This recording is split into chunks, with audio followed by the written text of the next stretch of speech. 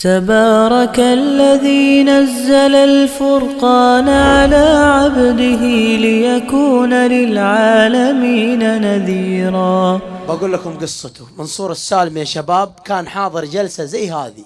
هذاك اليوم كان عندنا جلسة زي هذه، وكان جاينا أحد المشايخ. واحد من العيال مر على منصور السالمي في الحارة وقال له يا منصور تعال في جلسة حلوة تعال احضر. وجاء منصور، والله أنا كنت موجود ذاك اليوم، كان حاضر في النص جالس يسمع الشيخ ايش يقول. الشيخ ايش يتكلم كلام الله كلام الدين والإيمان. سمع الشيخ منصور آية خلت منصور يبكي في الجلسة. والله كنت موجود ذاك اليوم. الآية هي قول الله سبحانه وتعالى: ومن أعرض عن ذكري فإن له معيشة ضنكا. منصور يقول الآية هذه أعرفها، بس ذاك اليوم كأني أول مرة أسمعها. يقول كنت أعاني من ضيق هم نكد كنت أعرف السبب. يقول بعد هذه الآية عرفت السبب. كنا نطلع نروح نفل مع الشباب بس أرجع ضيق هم. ليش؟ لأن الله قال ومن أعرض عن ذكري فإن له معيشة ضنكا. والله منصور جلس يبكي. جينا بعد الجلسة يا منصور أبشر بالخير، الله غفور رحيم، الله كريم. يا منصور إيش رأيك يا منصور تأخذ عمرة تبدأ صفحة جديدة مع الله من الحرم؟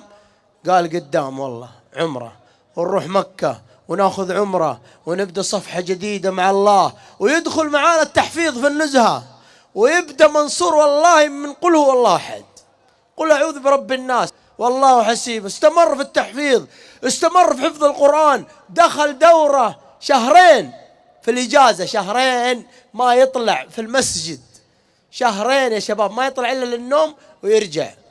وبعدها يختم كتاب الله. والآن تفاجأنا إلا منصور السالمي أصبح هو إمام مسجدنا اللي فيه التحفيظ، أصبح الإمام. شوية منصور أصبح داعية، شوية ما شاء الله بدأ الناس يستمعون تلاوته شوية شوية. والله العظيم يا شباب الله رفعه بالقرآن، والله العظيم. الآن متابعينه في الانستغرام أكثر من 1,000,000. أنا رحت معاه في الحج رايحين نرمي الجمرات، والله إنه ما قدر يعني إلا يتلثم بس، ورايح الجمرات يتلثم من كثر الناس اللي إيش يسلمون عليه ويحبونه، كلهم من الجزائر من المغرب من تونس من العالم كله. سبحان الله يحبون الرجل ذا. من اللي رفعه؟ الله وكلام الله وكتاب الله. قال النبي صلى الله عليه وسلم إن الله لا يرفع بهذا الكتاب أقواما ويضع به آخرين. الآن داعي يا منصور، الآن هو جايكم في الطريق وتستمعون تلاوته وتسمعون كلامه. لكن الشاهد يا شباب هداية منصور فين كانت؟ في جلسة زي هذه.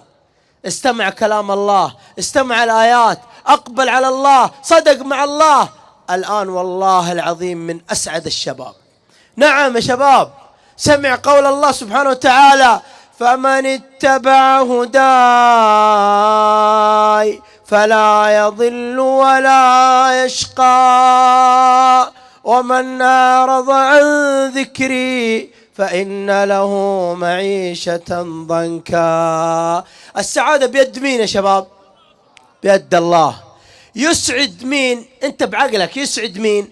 اللي يطيعونه ولا اللي يعصونه؟ خلاص 1+1. بسم الله ما شاء الله تبارك الله. حياك الله يا شيخ منصور، يا مرحبا. أحد يعلم يا شباب. هنا حفرنا هنا دفنا. المهم ايش تفضح يا بدر؟ فيش لا يا ابو استغفر الله العظيم، ما قلنا شيء يا عيال. اللي رشني ولا حاجة، اللي يرشني بالماء رشه بالدم. ترى سمعت شيء انت؟ ترى دعوة. قلنا ما قلنا الا كل خير ان شاء الله. تبارك الذي نزل الفرقان على عبده ليكون للعالمين نذيرا. الله أكبر.